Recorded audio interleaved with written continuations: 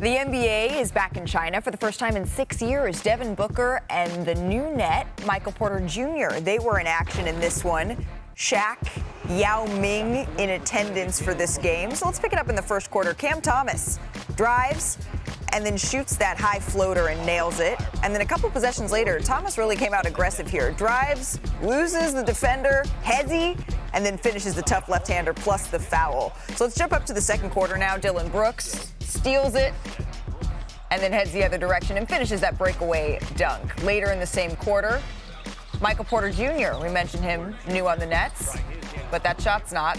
Sinks the three, third quarter. Booker, he pulls for three, nails that one too, and then later in the quarter, why not try another one if you're Devin Booker? Phoenix gets the win in this preseason matchup, and Booker finished with 18 points in this one. So let's get to some more preseason. Last night, it was the first time we saw the new-look Clippers against the Guangzhou Loong-Lions here. Again, Bradley Beal wasn't in action for this one, but we did get to see that James Harden-Kawhi Leonard connection. Leonard looked good in this game. Pulls up for three, gets it going early. A few possessions later, Harden kicks it back out to Leonard.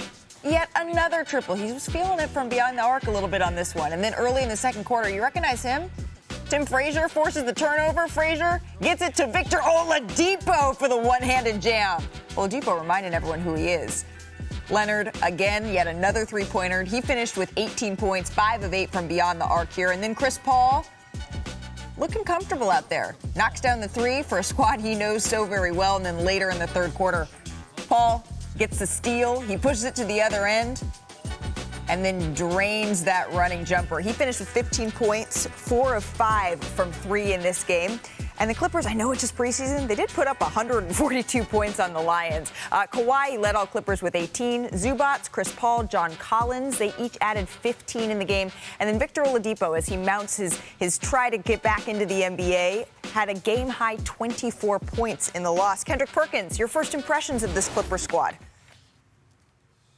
Kawhi Leonard playing in the preseason game? Yeah. When the last time we seen Kawhi Leonard play in the preseason game? 2 years the month ago. of February, I tell you that.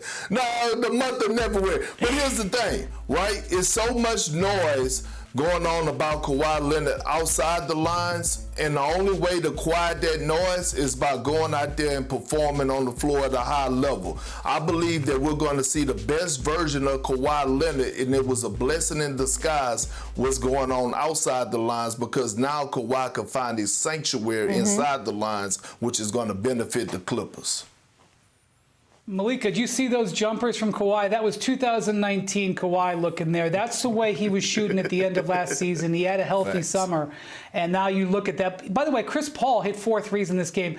Chris Paul and Kawhi were 9 of 13 on threes. If they do that, they're going to have a great season. I will say this about the Clippers.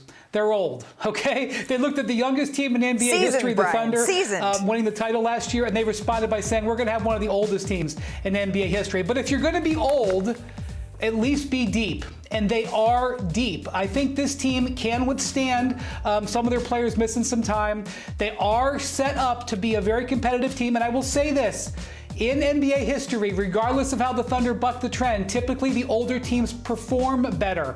You win, it is said in the NBA, you win with men. This team's got some older men on it, but there's no reason to believe that if this team is able to get injury luck during the season, that they can't make a serious run. Some gentlemen maybe at this point. I am curious, though, as the season progresses. John Collins comes off the bench in that game, and starting Derrick Jones Jr., that trade, defense for offense, that's what they're going to be kind of managing and looking at, especially as we get going early on in this season year. I'm on fire.